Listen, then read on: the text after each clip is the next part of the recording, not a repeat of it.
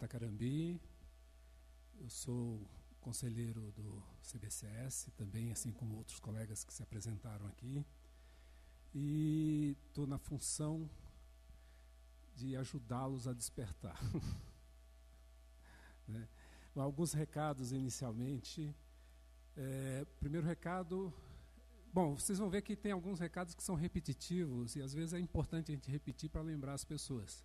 O primeiro deles, celular, né? Quando a gente sai, a gente liga o celular, quando entra, vamos colocar no silencioso, por favor. Né?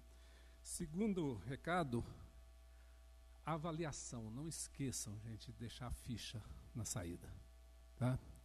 Ela é muito importante para nós, do CBCS. Terceiro recado.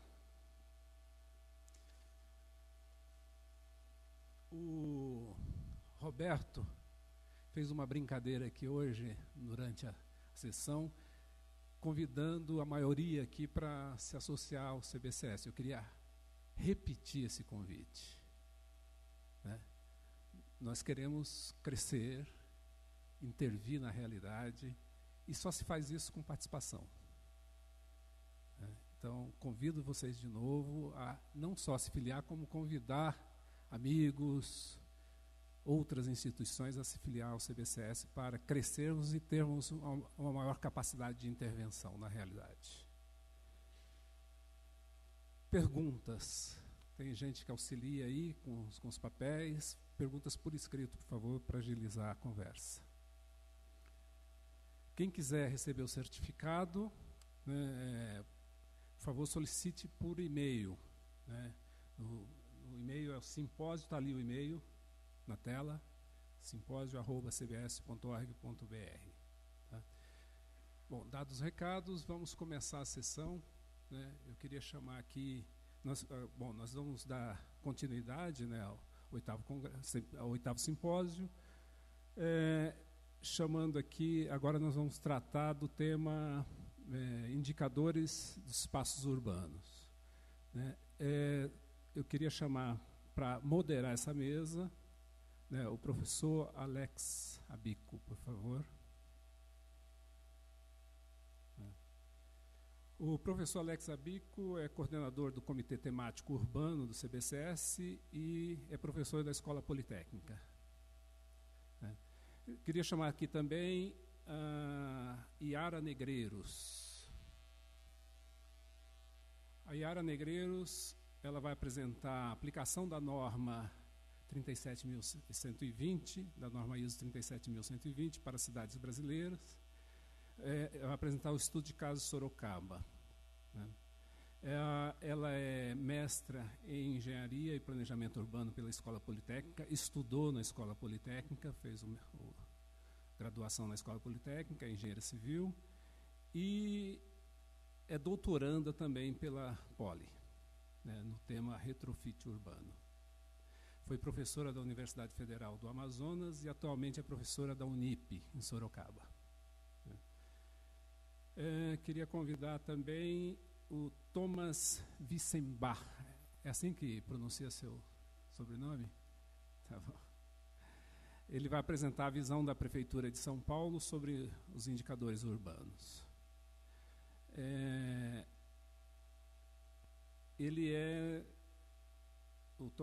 O Tomás, ele é do Departamento de Produção e Análise de Informação da Prefeitura de São Paulo. E para fechar o painel, uma informação para vocês, nós teremos o lançamento da Comissão de Estudo Especial de Desenvolvimento Sustentável em Comunidades da ABNT. Será apresentado pelo senhor Álvaro Almeida, que é gerente de processo de normalização da ABNT. Né? A palavra está com o Alex, que coordena os debates. Bom, o professor subiu ali, está ok. Né? Então, a palavra está com o Alex, que coordena os debates. Ok? Obrigado pela atenção de vocês e não durmam. Obrigado, Paulo, e principalmente por esse recado, não durmam, né? Porque logo após o almoço de um dia tão quente como esse. Mas vamos lá.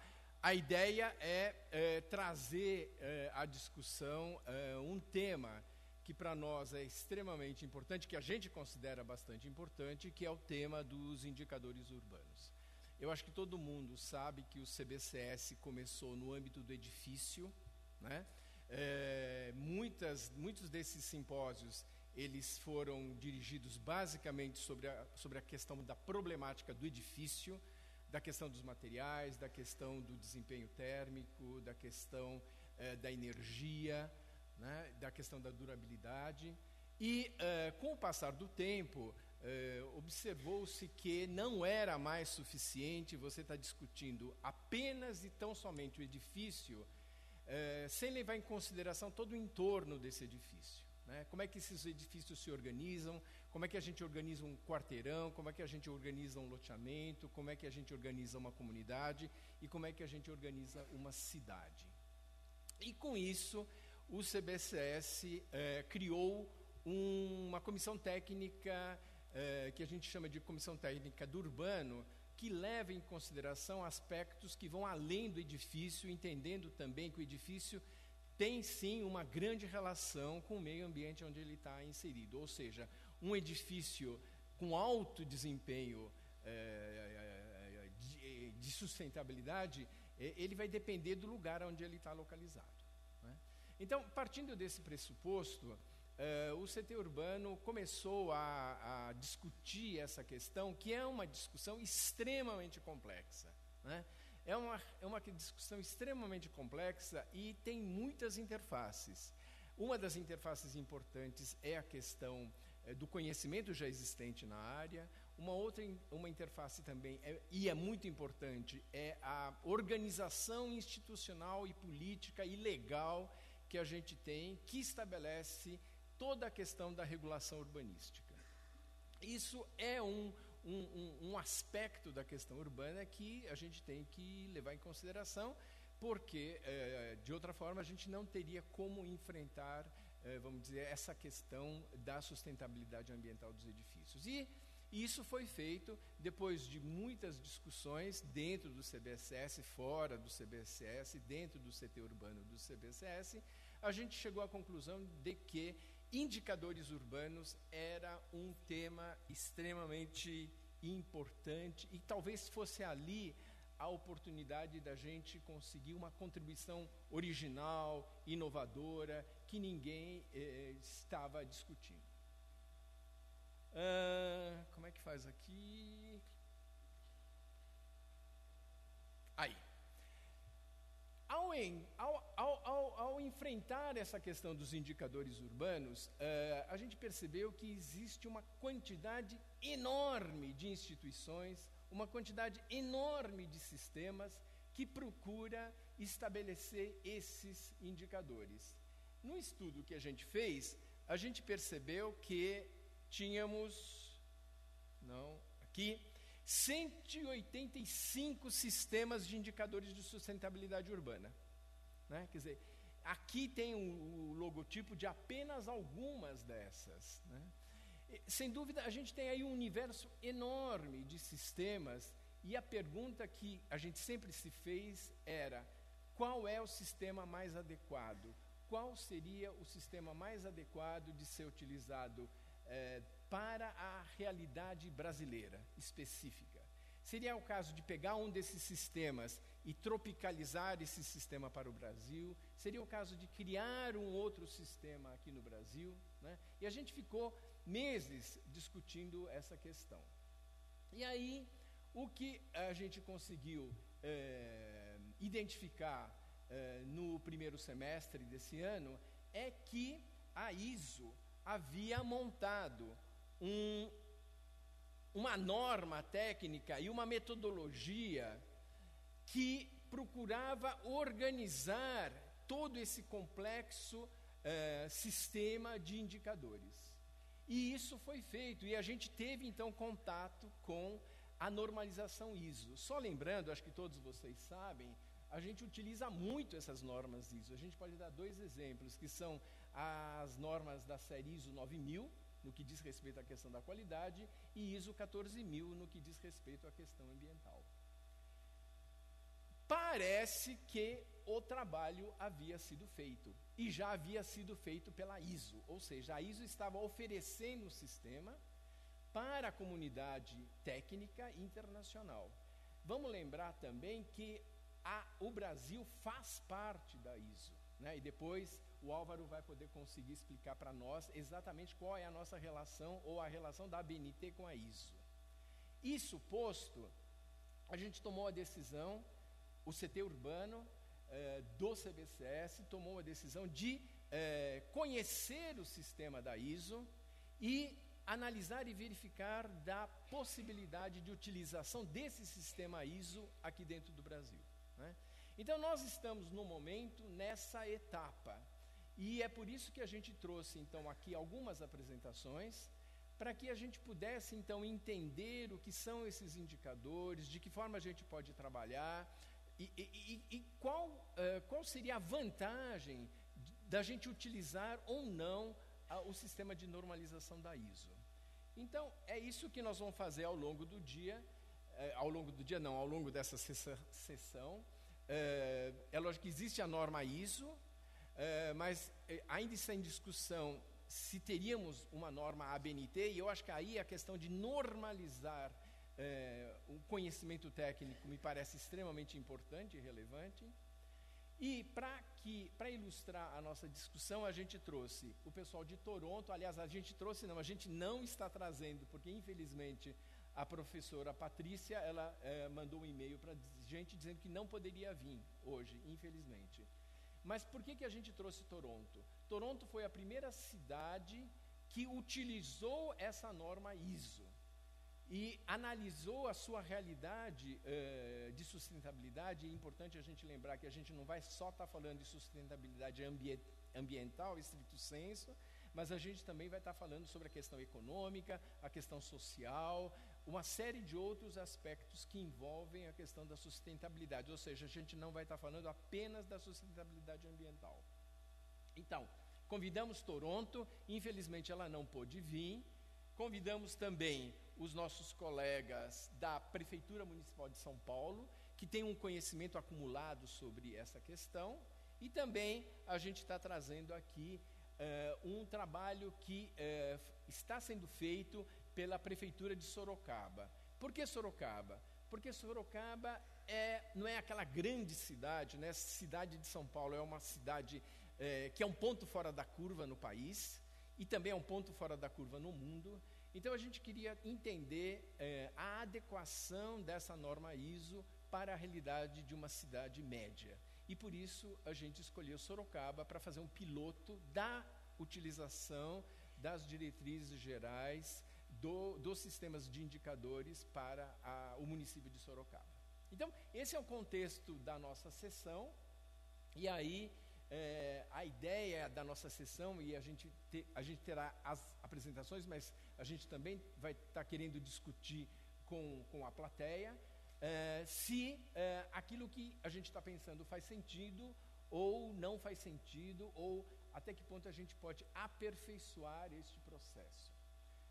Então, esse é a nossa meta, é o objetivo dessa sessão, dessa primeira sessão de agora à tarde. Tá bom? Bom, então a gente começa as apresentações aqui na minha listinha com, como a professora Patrícia McCartney não pôde estar presente, a gente vai para a segunda apresentação, que é a da aplicação da norma ISO 37120 para as cidades brasileiras, no caso, a situação ou o caso de Sorocaba. Yara, por favor, você. Como você quiser.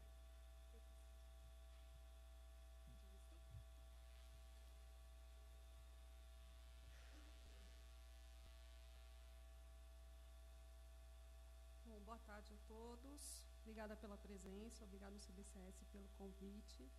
É uma honra estar numa mesa tão interessante. E meu trabalho aqui é contar um pouquinho para vocês do que a gente vem desenvolvendo no CT Urbano durante esse ano. Eu queria salientar que é um trabalho em andamento. Obrigada. É um trabalho em andamento, então algumas análises e algumas conclusões que eu vou pontuar aqui ainda são passíveis de alteração quando a gente tiver a definição desse trabalho, né? São alguns pontos que a gente já foi observando durante o trabalho que a gente está desenvolvendo. O CT Urbano analisou essa norma ISO 37120, que foi a norma que a gente teve acesso. Ela é composta de 100 indicadores, então, como outros sistemas de indicadores ou de avaliação de sustentabilidade urbana, ela traz 100 indicadores compostos, divididos, né, entre 46 essenciais e 54 de apoios, e divididos em 17 temas, os mais variados, né, transporte, economia, governança, saúde, educação, saneamento, enfim. Fora esses 100 indicadores, ela traz também 39 indicadores de perfil, na intenção de você fazer comparações entre cidades dentro de uma mesma base. Então, esses indicadores de perfil seriam para contextualizar a cidade e você não ficar comparando cidades que não têm muito porte de comparação. O texto todo da norma discorre sobre esses 100 indicadores, então metodologias de obtenção e cálculo de cada um desses 100 indicadores. Os 39 de perfil não são muito explicados pela norma, mas são bastante comuns. Ela visa a melhoria contínua, então mesmo ela falando em comparação entre cidades, a intenção dela é que a cidade se compare com ela mesma. Então ela não traz valores de referência e sim fomenta que a cidade comece a monitorar alguns serviços e consiga medir isso e fazer uma avaliação visando melhorar a qualidade desses indicadores e desses serviços. E ela fala em escala urbana, né? Ela fala em communities no título, são comunidades, então ela é aplicável não a uma municipalidade de uma cidade como um todo, como também recortes da cidade, espaços urbanos, loteamentos, bairros, enfim. Quando a gente olhou esses 100 indicadores, né, no primeiro momento que a gente começou a olhar os 100 indicadores, a gente viu que são indicadores, como já veio de um outro trabalho ISO, são indicadores que a gente já está acostumado a observar em outras plataformas. Então, o que fomentou o nosso trabalho, o objetivo do nosso trabalho ela deve ser aplicável aqui no Brasil, a gente pode analisar esses indicadores e pode identificar quais são aqueles que a gente já monitora e quais são os que a gente ainda não monitora, quais são os faltantes dentro desses 100. Analisar um pouco a metodologia de cálculo do que a gente já monitora, e ver se é diferente do que a ISO preconiza, e tentar já fazer uma avaliação de série histórica, visando a melhoria contínua. Então, olhar quais são os números que a gente tem hoje, o que a gente tem no passado, e já fazer uma certa série histórica. Que método que a gente adotou? Escolhemos um estudo de caso, uma cidade de Sorocaba, já vou justificar um pouco melhor por quê.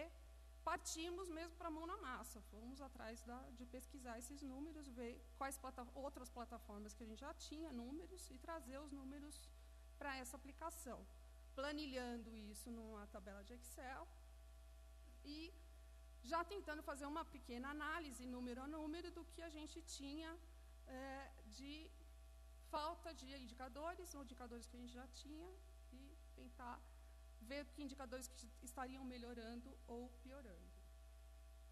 Bom, porque Sorocaba, o professor Alex já falou um pouco, é uma cidade, na verdade, de grandes...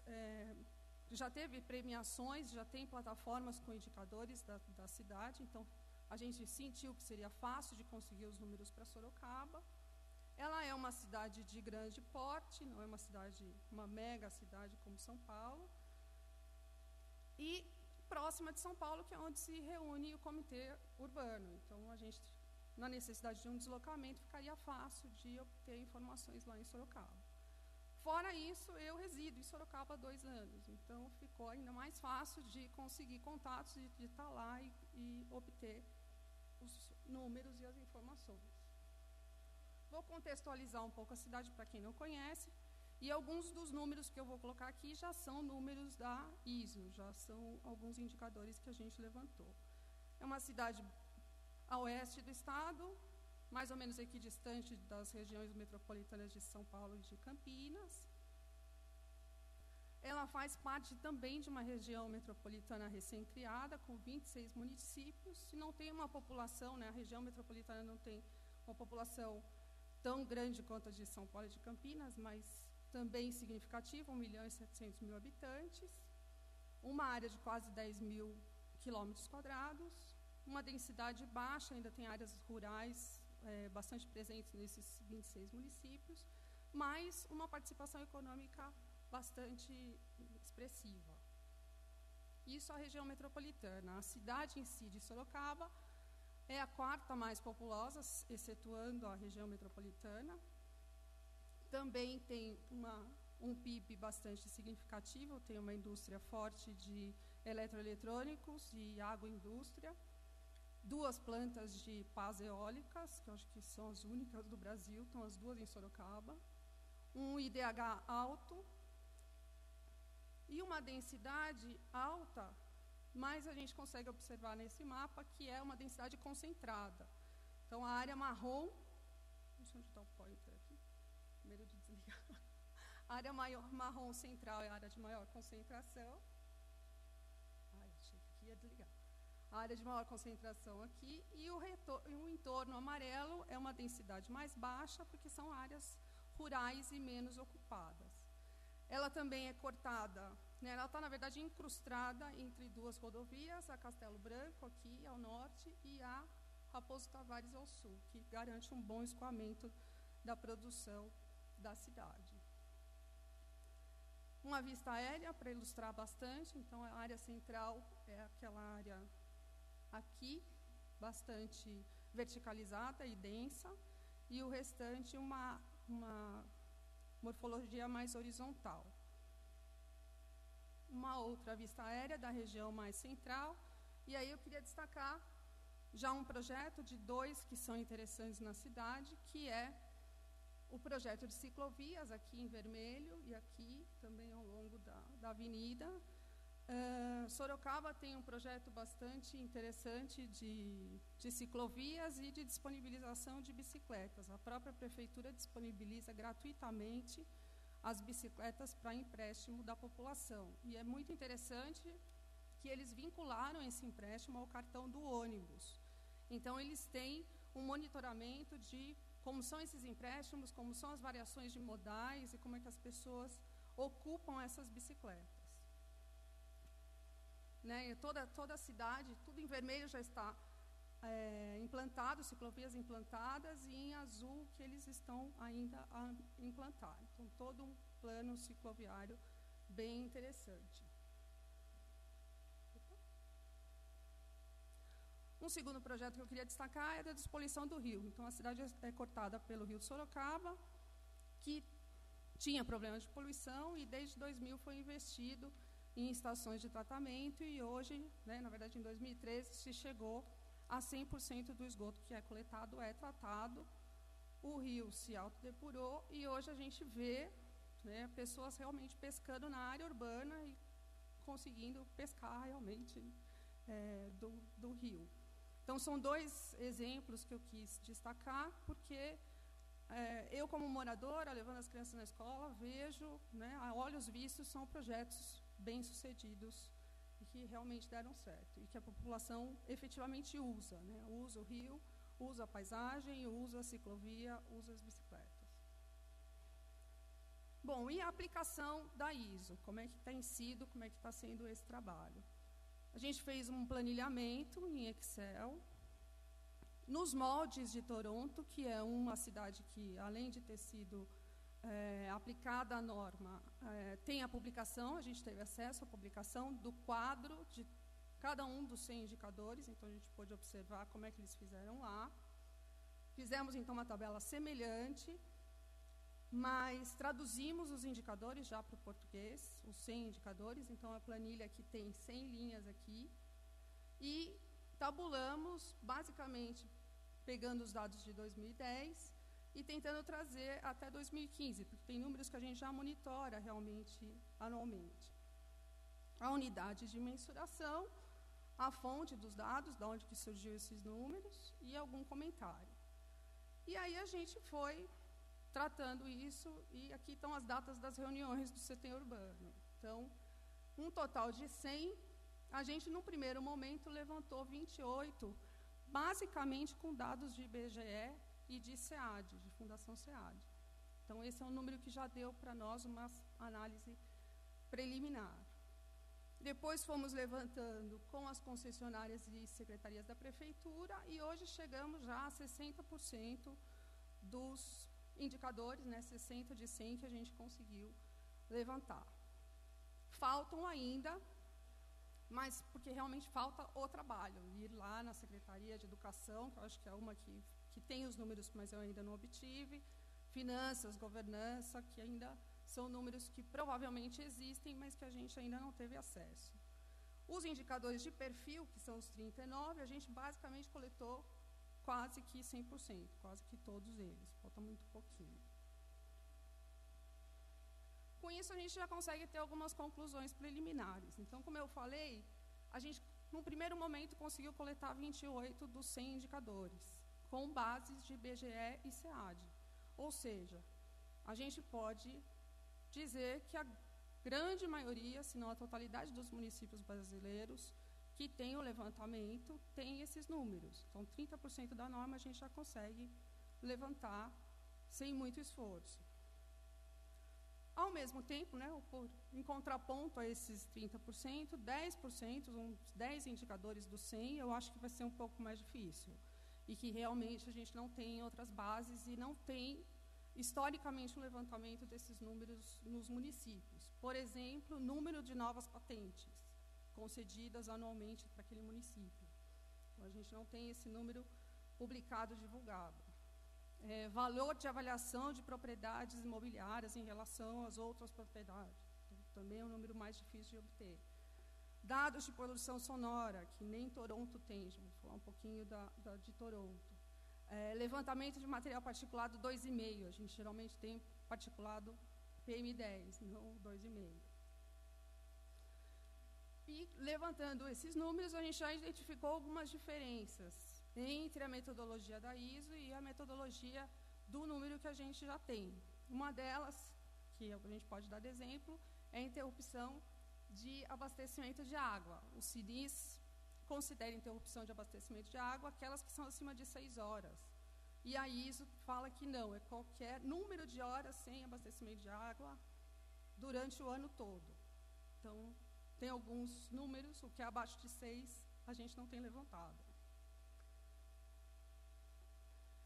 Olhando a aplicação de Toronto, tem diferenças com a nossa, porque eles se basearam, né, eles põem o número e o ano, eles não têm um ano único base para o levantamento. Então, tem números de 2007, de 2011, que é o censo deles, de 2013, 2014, e eles não fizeram uma série histórica como o Comitê Urbano optou por fazer.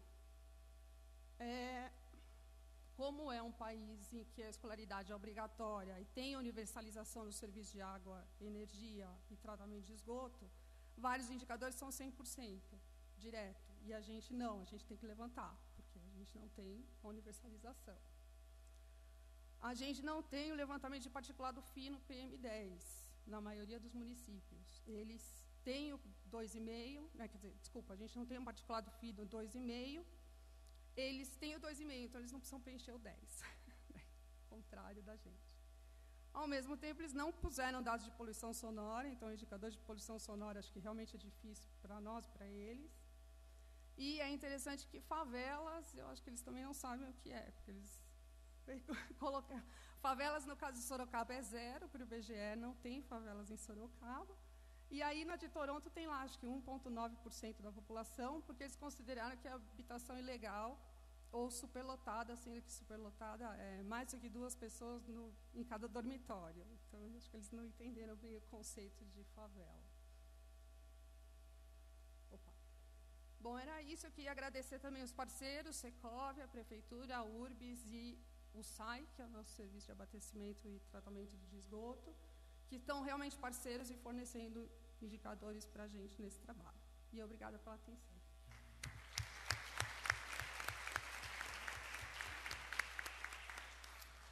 Muito obrigado, Yara. Eu acho que já dá para perceber que utilizar uma normalização internacional dentro dessa questão urbana é uma questão bastante complexa. E a gente teria que tomar muito cuidado antes de adotar essa normalização, e é por isso que a gente tem procurado fazer isso da maneira mais cuidadosa para realmente verificar se isso tem sentido, porque a gente não quer criar também mais além de 184, ter 185 sistemas de avaliação de sustentabilidade. Yara, muito obrigado novamente. Bem, prosseguindo então, a gente vai pedir agora para o nosso colega Tomás Wissenbach fazer a sua apresentação. Ele é geógrafo, né, Tomás? Exatamente. E trabalha na prefeitura já com informações urbanas há bastante tempo. Por favor, Tomás, obrigado. Bom, obrigado. Eu queria primeiro agradecer o convite ao Conselho Brasileiro de Construção Sustentável, professor Alex Sabico. Dizer que também é um prazer para mim estar aqui nesse auditório. Istvan Yankso, fui com quem eu tive o prazer de trabalhar ainda na época de iniciação científica e ver toda a biblioteca Mindlin sendo gestada. Então é muito bacana também por esse aspecto. Bom, eu queria trazer um pouco para vocês. A gente participa há bastante tempo desse empreendimento, desse esforço de padronização, de coleta e de produção de indicadores para as cidades do mundo todo, né? Fomos, inclusive, convidados a ser uma das cidades fundadoras do WCCS, por conta desse histórico de participação. Depois eu vou comentar um pouco algumas questões que a professora Yara levantou, porque isso tem um pouco a ver com o processo de discussão. Acho que é uma reflexão importante para a gente ter. Mas antes de falar sobre essa questão, eu queria colocar um pouco para vocês os nossos desafios, né, os desafios de quem está do lado do poder público, do setor público, produzindo informações para o planejamento e para a gestão urbana. A gente tem hoje uma situação na cidade de São Paulo, acho que não preciso me alongar muito, bastante insustentável, né? Desafios fundamentais como a redução da desigualdade, né? Hoje, 1% da população é responsável, né, retém mais de 20% do total de rendimentos da cidade. Em 2000, né, 10 anos atrás, na comparação com 2010, esse valor era só de 13%. Então, tem um crescimento na participação da população com maior rendimento, 1% mais rico, um desafio tremendo de redução da desigualdade na cidade de São Paulo. Está claro também pela questão da redução das emissões, né, que os dados do último inventário, que vocês devem conhecer bem, o peso do transporte, né, no nível de emissões de uma cidade como São Paulo, que mostra que a gente precisa rever completamente o padrão de mobilidade da cidade. A questão do desenvolvimento urbano, né, o padrão de crescimento da cidade desigual e também do ponto de vista ambiental avançando, né, por conta dos mecanismos injustos de desenvolvimento da cidade, avançando sobre áreas ambientalmente frágeis. Então, nós estamos diante da necessidade, né, de uma revisão bastante drástica do modelo de desenvolvimento urbano dessa cidade, né? E essa gestão do prefeito Fernando Haddad teve como missão, né, encarar esse processo de revisão, né, a revisão do plano diretor estratégico, a revisão da lei de zoneamentos e ocupação do solo, né? Hoje vocês devem ter visto a apresentação do Daniel Montandon, né, que falou sobre a cota ambiental. E todas essas medidas, todas essas transformações que exigem, né, decisões bastante drásticas, elas dependem cada vez mais de bons indicadores, boas informações, base de dados, né, para a gente poder tomar as decisões, monitorar e avaliar o seu desempenho. E não só pela situação da cidade, mas também a gente observa, né, que do lado da sociedade civil também existe uma demanda crescente por informações. né?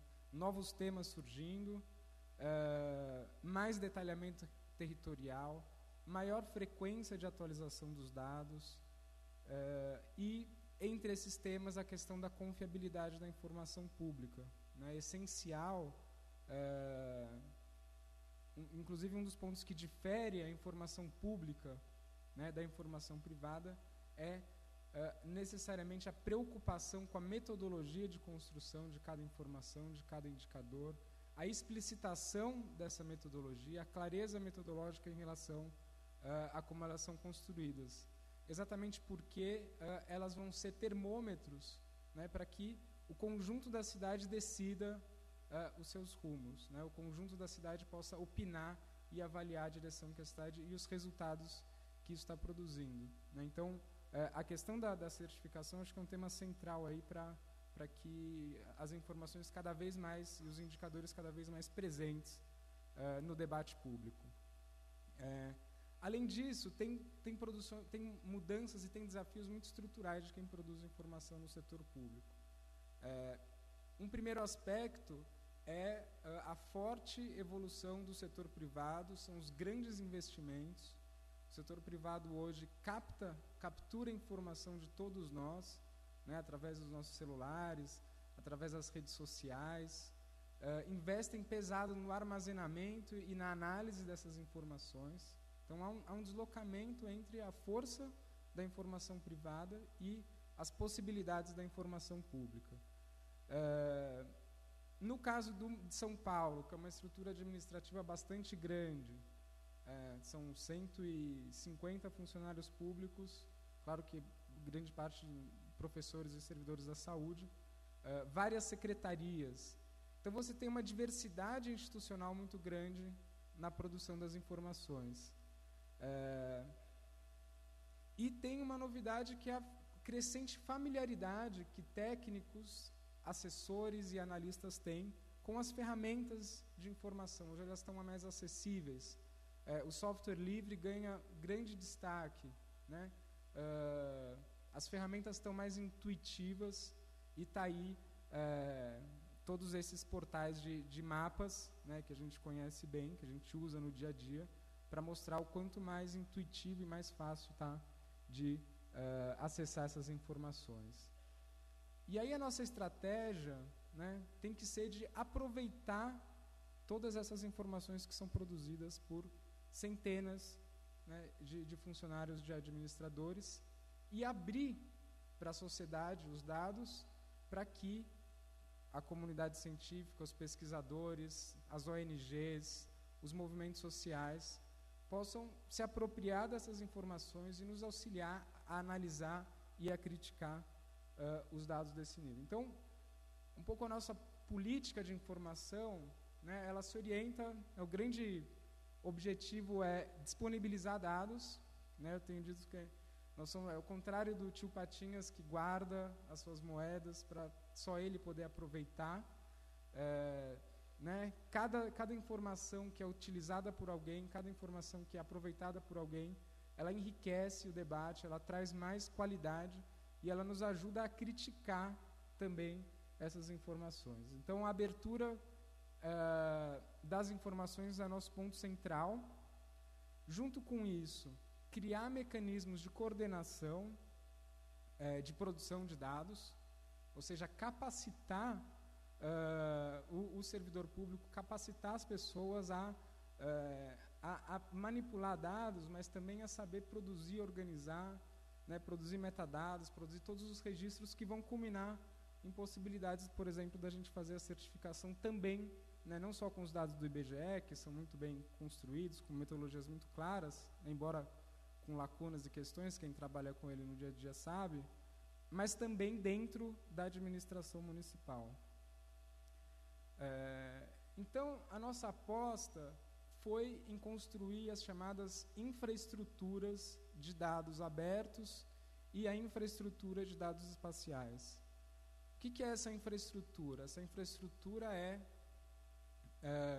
ela envolve uma padronização da produção da informação, ela envolve um ambiente de hardware, de servidores, que permite não que a gente junte todos os dados num lugar só, mas que permite o compartilhamento das informações.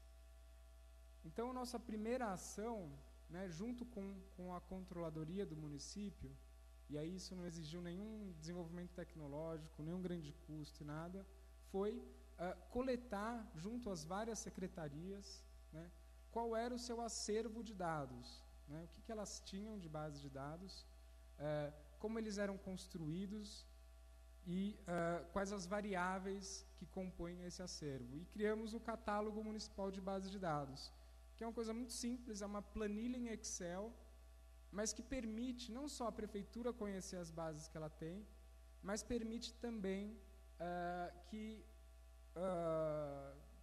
cada um saiba, né, que informação utilizar.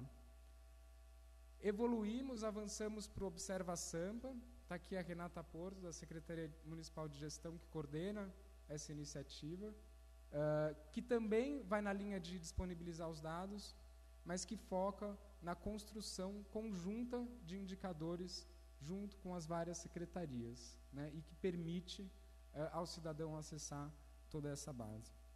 E a página de dados abertos da Secretaria Municipal de Desenvolvimento Urbano, todos os arquivos geoespaciais e estatísticos disponíveis para download, né, porque a gente entende que essa disponibilização é absolutamente necessária para compartilhar com a sociedade o desafio de produzir informação de mais qualidade e, sobretudo, de analisar essa informação e de utilizá-la, né, para o desenvolvimento das políticas públicas e para orientar os investimentos privados. E, por último, o nosso grande projeto, né, que está quase pronto para o lançamento público, que é a infraestrutura municipal de dados espaciais. A gente tinha uma série de bases de dados que foram levantadas no catálogo, né, nesse inventário que a gente fez, que estavam dispersas, cada uma num computador ou num sistema independente, e a gente criou uma infraestrutura exatamente para integrar todas essas bases numa base municipal, geoespacial, que articula sistemas que vão desde o sistema de gestão das árvores até o cadastro de finanças, as bases da Secretaria de Infraestrutura e por aí vai. Então, a gente consegue a Secretaria de Licenciamento, as favelas, o sistema de informações habitacionais, e a partir dessa integração que a gente está disponibilizando isso já há 8 meses na intranet da Prefeitura, e daqui 1 ou 2 meses a gente vai lançar para o público. Né? Aí, só para vocês verem um pouco o que é uma espécie de Google Maps com dados públicos, com software livre, com a nossa infraestrutura e com domínio, vai permitir o download de todas as bases para permitir essa ampliação das informações. Tem informação bastante detalhada, todos os equipamentos públicos, a base cadastral, a base de ruas, o mapeamento das árvores, os mapas do plano diretor, os dados da Secretaria de Habitação, de favelas e loteamentos a serem regularizados. Então, eu falei de toda essa estratégia, né, para dizer do nosso desafio quando a gente foi convidado para o WCCS, né? A gente falou, bom, a gente está no meio do caminho de um processo que vai chegar lá, vai permitir a possibilidade de certificação. Né? Nós participamos do grupo original que chegou no WCCS, que foi o City Indicators, desde já coordenado pela Universidade de Toronto, patrocinado pelo Banco Mundial e pelo governo japonês. Em 2009, a gente participou da definição desses indicadores. Então, você pode me culpar por alguns deles, porque é um processo de negociação. Né? Qual que é a questão que a gente enfrenta quando a gente tenta construir indicadores padronizados para várias cidades do mundo? Primeiro, as administrações e as atribuições de cada prefeitura são muito diferentes. Né? Então, por exemplo, a cidade de Toronto ou as cidades americanas, a polícia e os bombeiros são responsabilidade deles. Então, eles queriam muito se comparar, né, com outras cidades do mundo para saber como é que está o tempo de resposta, como que está o atendimento às ocorrências, né, e é um pouco da agenda deles, né, para quê? Para poder criar comparativos que melhorem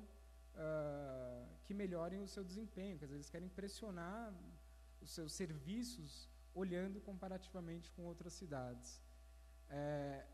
O outro desafio, então, a definição desses indicadores foi um embate técnico e político também, né?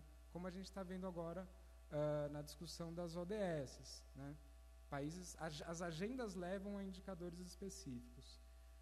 Um outro ponto importante é a questão da variedade de informações. Então, como que eu vou aderir a uma norma técnica da ISO, sendo que boa parte das informações que eu coleto não são produzidas por mim, né, e sim pela Fundação SEAD, pelo IBGE, né, principalmente. Então, quer dizer, esse processo teria que envolver essas instituições, porque a gente acabou de ver, quer dizer, 30%, 40% dos indicadores vêm dessas instituições. Então, a gente aderir individualmente, sem fazer uma articulação com esses órgãos, eu acho que pode limitar os benefícios e as possibilidades nessa adesão. E, para terminar, um último ponto, que eu acho que parece mais operacional, mas eu acho que é fundamental para o sucesso de uma iniciativa dessa, do qual a gente compartilha e quer alavancar, é a questão da coleta das informações e das interfaces que alimentam esses dados, esses indicadores. É fundamental, né, que para o produtor da informação, que está no dia a dia envolvido com aquele indicador, que ele não tenha trabalho duplicado, que ele não tenha uma interface complexa. Então, um pouco também esse foi o que a gente sentiu que precisava evoluir mais nesse grupo dos indicadores, né, do GCIF e agora o WCCS.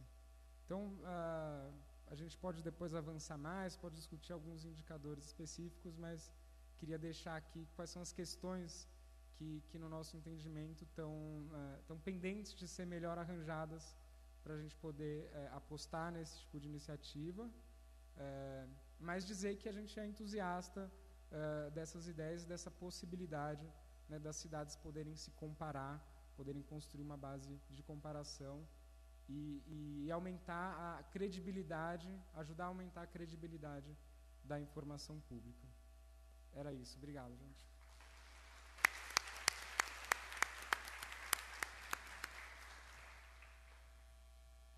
Tomás, muito obrigado. Eu acho que ficou mais do que claro e evidente que é necessário que a sociedade seja alimentada com informações de qualidade e confiáveis. A gente vai ter que construir esse sistema e a gente percebe que isso, da forma como o Tomás, inclusive, mencionou para a gente, não é uma atribuição única e exclusiva do poder público municipal, ou estadual, ou federal. Quer dizer, existe hoje uma quantidade enorme de pessoas levantando as informações. É lógico que cada um com os seus objetivos, com seus interesses específicos, e a nossa grande dificuldade é conseguir alinhavar todas essas informações para que elas realmente consigam apontar para nós e avaliar para nós se aquilo que a gente está fazendo está sendo bem feito, mal feito e ainda o que mais é necessário ser feito no futuro.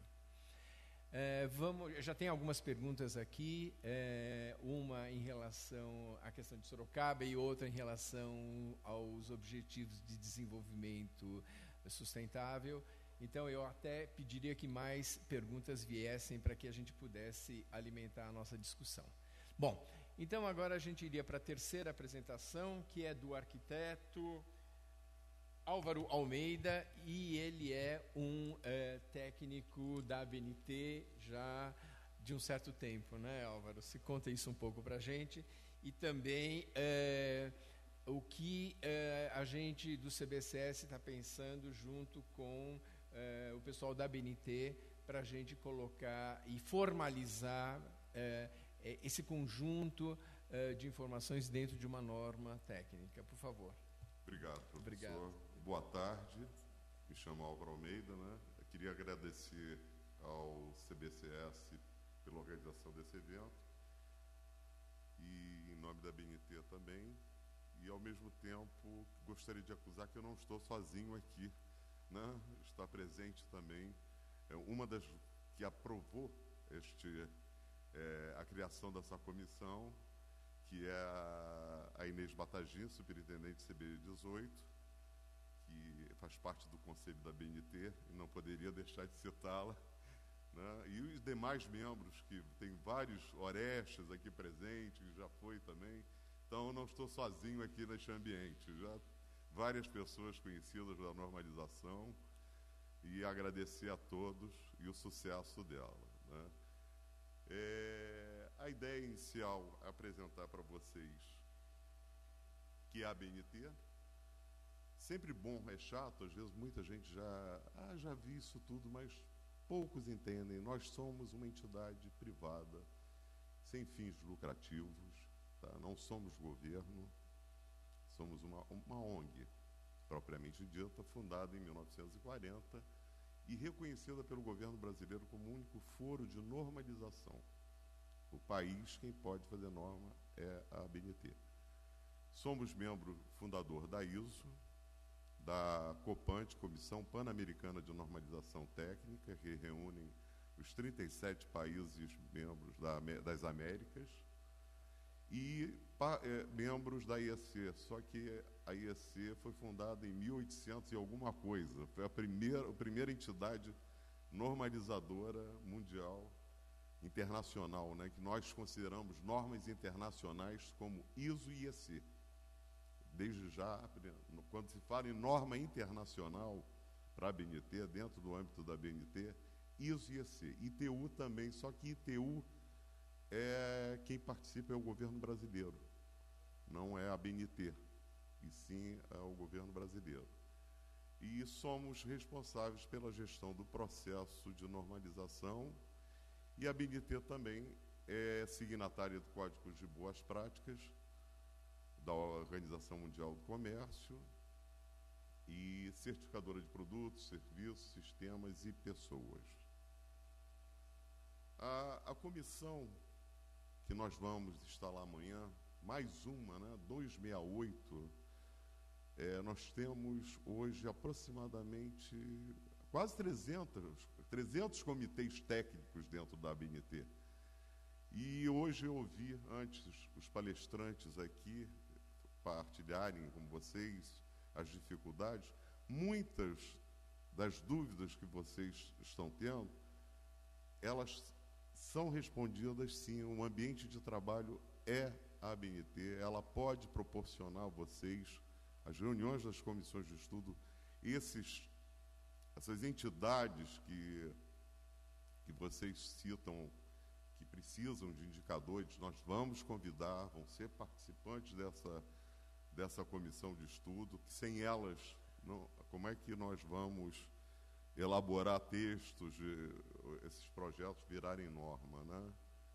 E eu gostaria de reforçar a recomendação da vantagem de adoção das normas ISO pela comissão de estudo, que a ISO ela tem uma vantagem, é que o Brasil, infelizmente, ainda o nosso modelo não nos permite, que é fazer documentos, relatórios técnicos e especificações técnicas.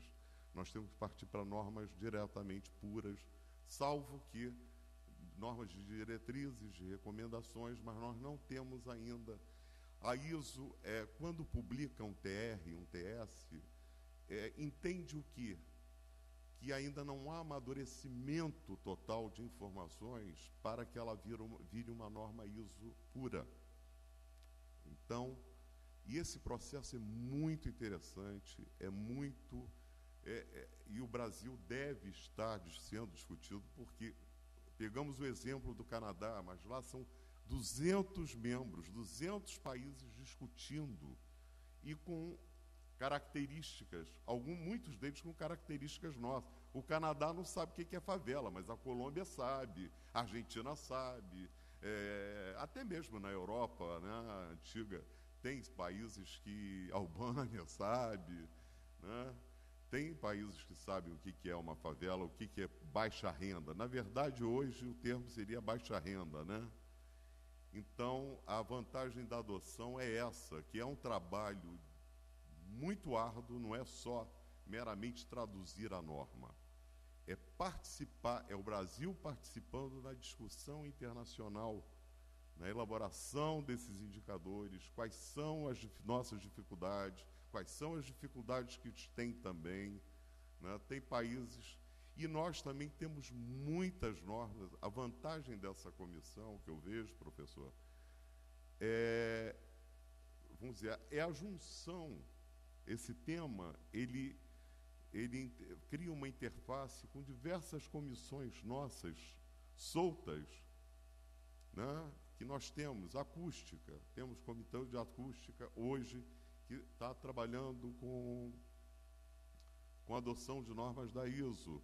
Nós temos acessibilidade, é um dos poucos países do mundo que tem normas de acessibilidade, né? Então, são intervenções na cidade, projetos que intervêm não só nas edificações.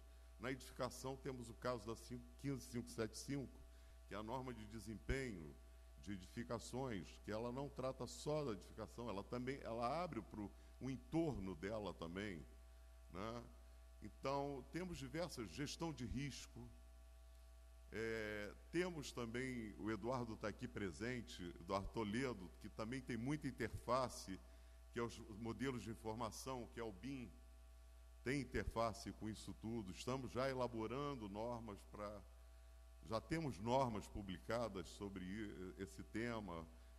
O concreto, não só materiais, temos eficiência energética, diversos temas que são parte e que podem contribuir muito com esta comissão, né? Ela foi o CBCS nos procurou, através do professor Alex, e em pouco tempo conseguimos aprovação dentro do âmbito da ABNT, no Conselho Técnico, para criarmos essa comissão de estudo, que vai se chamar Comissão de Estudo Especial de Desenvolvimento Sustentável em Comunidades.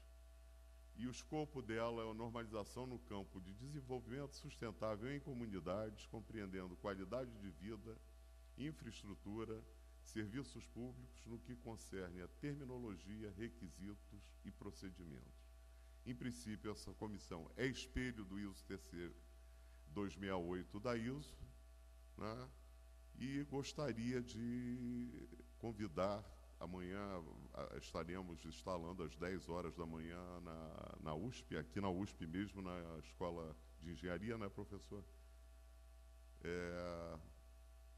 Então, o tema a importância da ABNT é fundamental na elaboração e discussão desses temas, tá? Até mesmo para vocês participarem, não só como Toronto, mais uma vez eu repito, nós temos a questão da adoção das normas da ISO é importante porque o Brasil levando a sua mensagem lá e participando e construindo um documento universal, não vou dizer nem internacional, um documento universal, que é onde você é reconhecido no mundo todo através do Código de Boas Práticas.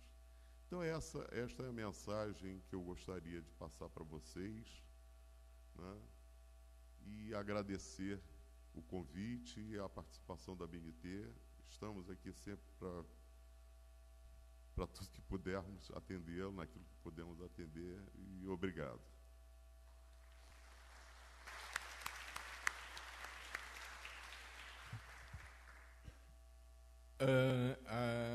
O objetivo mesmo da fala dele foi que a gente fizesse esse lançamento dessa comissão de estudo especial de desenvolvimento sustentável em comunidades. Quer dizer, isso seria um trabalho da ABNT, e é lógico que referenciado muito em relação a essa norma da ISO, que a gente reconhece como sendo uma norma extremamente interessante e importante, mas é necessário a gente verificar, inclusive das falas tanto da Yara do Tomás, a necessidade de verificar a adequabilidade ou a possibilidade de utilização dessa norma dentro da nossa realidade. Agora a gente vai ter um tempo para debates. Érica, quanto tempo a gente tem?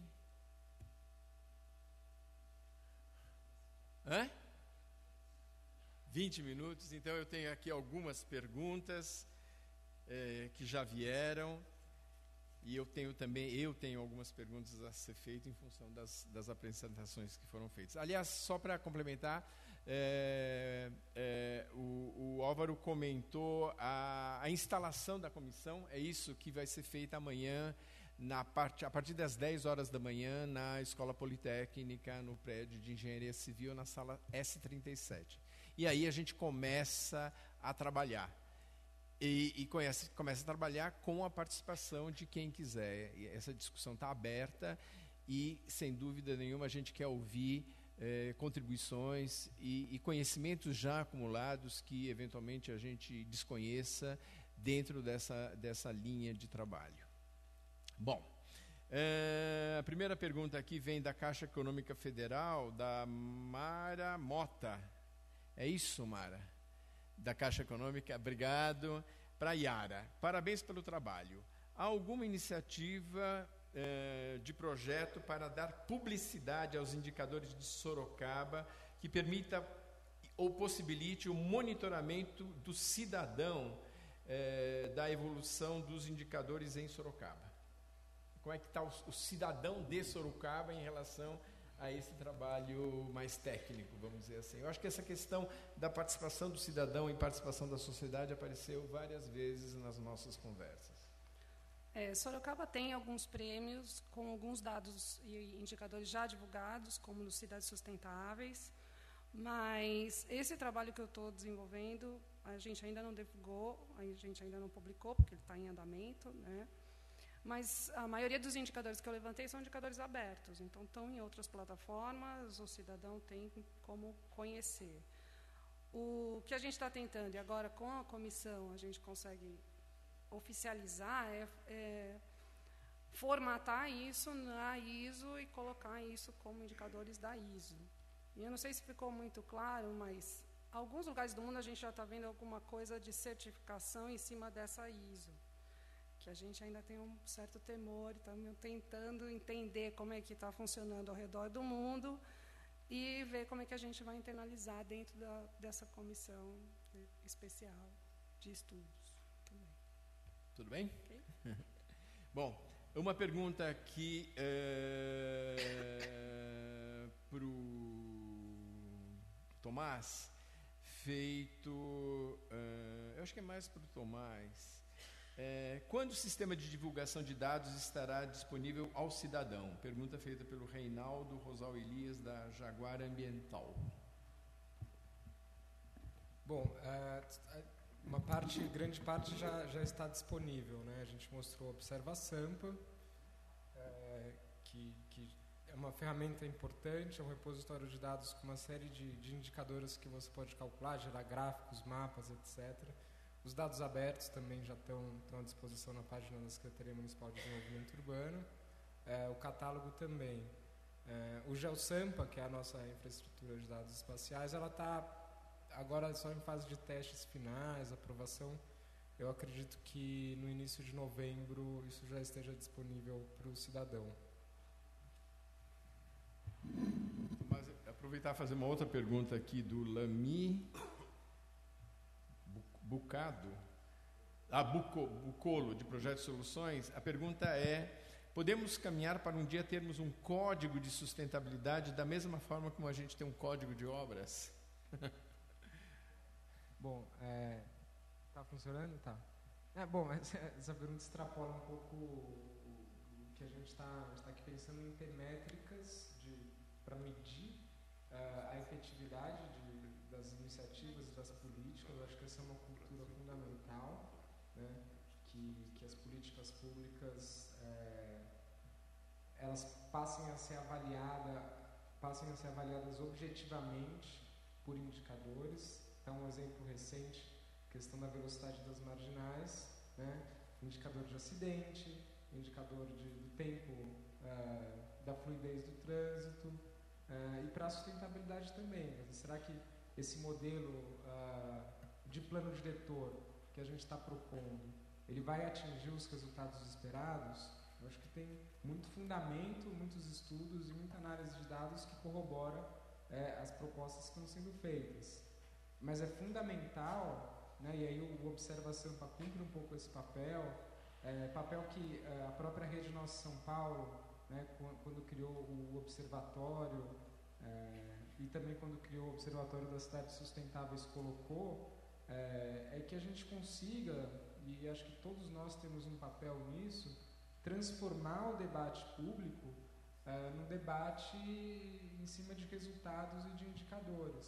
Então, acho que é possível consensuar e gestar com a sociedade metas, formas de monitoramento e de avaliação de cada uma das políticas urbanas e, no caso das políticas sustentáveis também.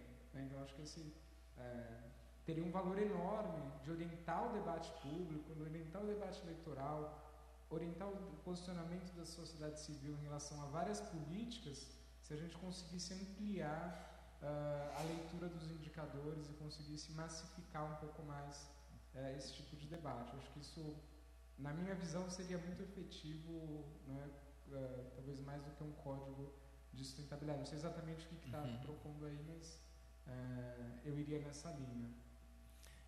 Obrigado, Tomás. Eu queria só fazer também uma observação, complementando isso que você falou. Vamos lembrar sempre que o Código de Obras é um código municipal. Cada município tem o seu código, e essa é uma atribuição do município.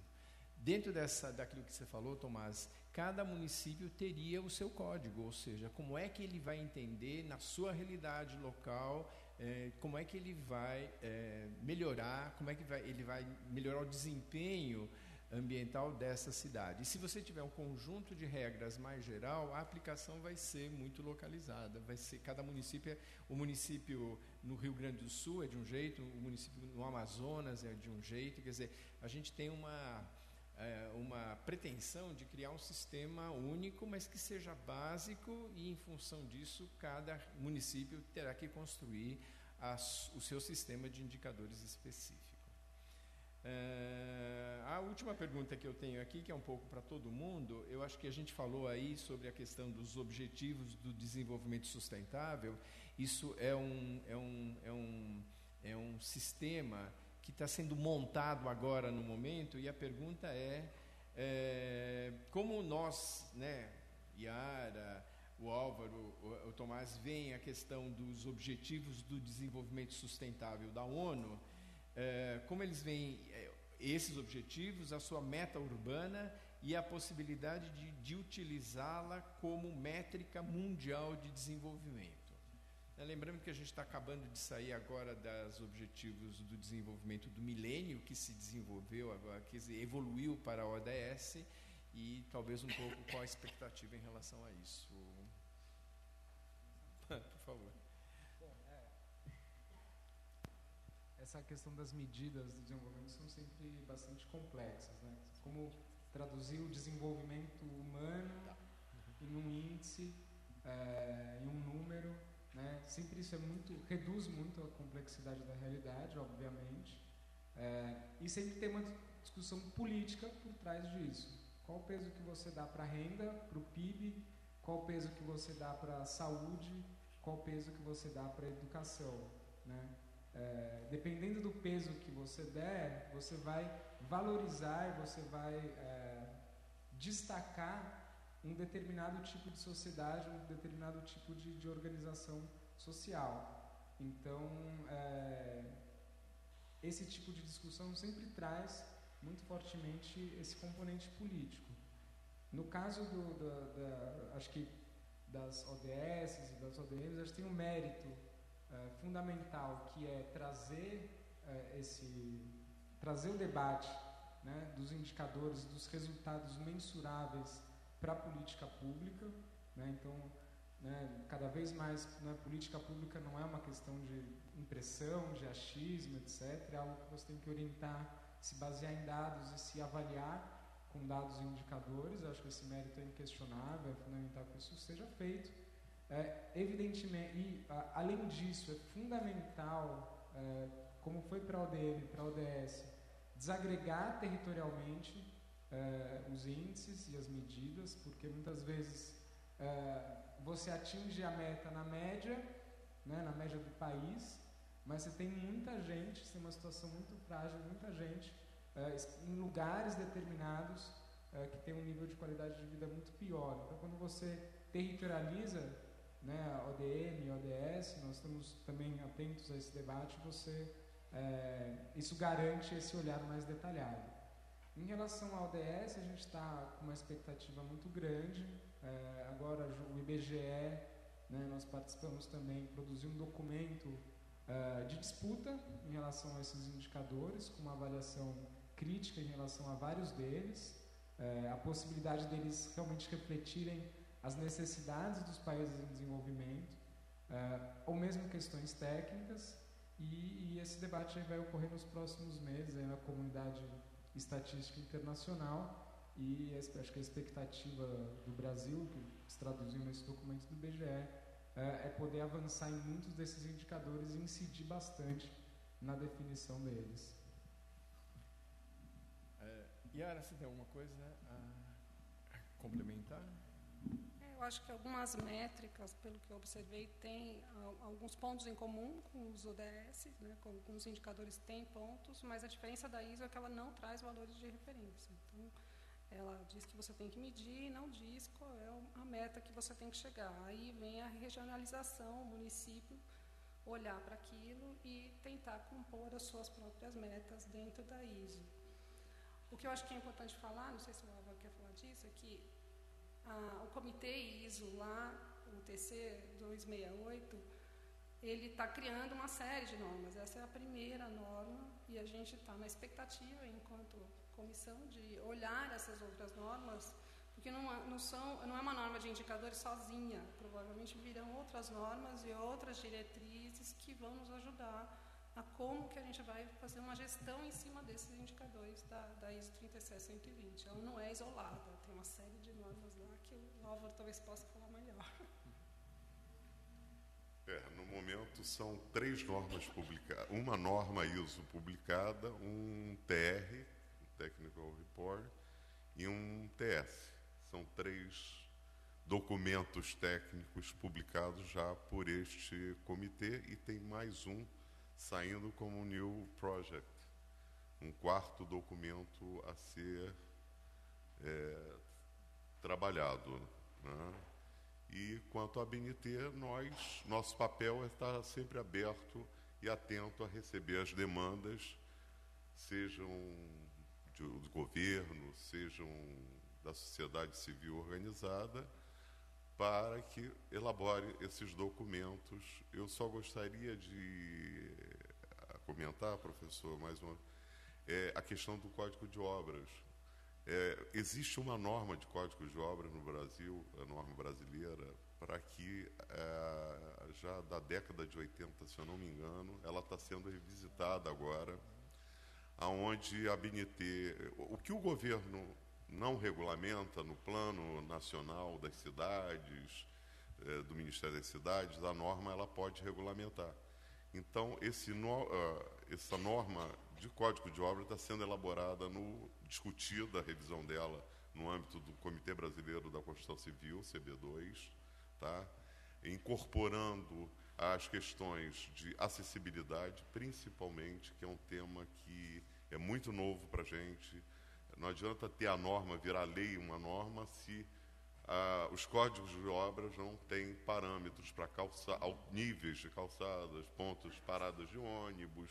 Então, essa norma vem a colaborar para harmonizar todos os municípios brasileiros, para que, ao elaborar seus códigos de obra, atendam a esses parâmetros estabelecidos, essas informações que são necessárias na construção da cidade, né, como um todo. Obrigado. Não, eu que agradeço, obrigado por essa informação que eu desconhecia. Bom, vamos lá, tem aqui uma última pergunta. Eu acabei de ver a professora Mônica adentrar o nosso auditório, já para a próxima sessão. Então, eu queria fazer a última pergunta. Eu acho que eu posso juntar essas duas perguntas numa só. Pergunta aqui para o Tomás. Os dados da plataforma integrada são periodicamente atualizados? Com que frequência? Os dados de subsolo serão também incluídos nessa plataforma? E aí aproveita e responde essa pergunta, que é a outra pergunta de uma outra pessoa, se já existe alguma aplicação da internet das coisas em São Paulo. Bom, essa última não sei responder. Tá certo. A questão da atualização, sim, a gente preparou a infraestrutura, e por isso que não é um site, né, é uma infraestrutura, de forma que automaticamente a gente construiu uma ferramenta que acessa os sistemas setoriais de cada uma das secretarias e numa periodicidade definida, às vezes é semanal, às vezes é mensal, às vezes é semestral, depende da natureza da informação. É claro que monitorar os dados de transporte é diferente de você atualizar os dados das escolas, né, que tem uma outra periodicidade. Mas acho que uma das grandes questões desse projeto foi exatamente construir essa infraestrutura que conecta os vários sistemas, na linha do que o IBGE também fez, e que permite, inclusive, né, a transferência dos dados, a conexão dos dados entre entes diferentes. Por exemplo, estamos em conversas com a Implaza para que também os bancos de dados se conectem.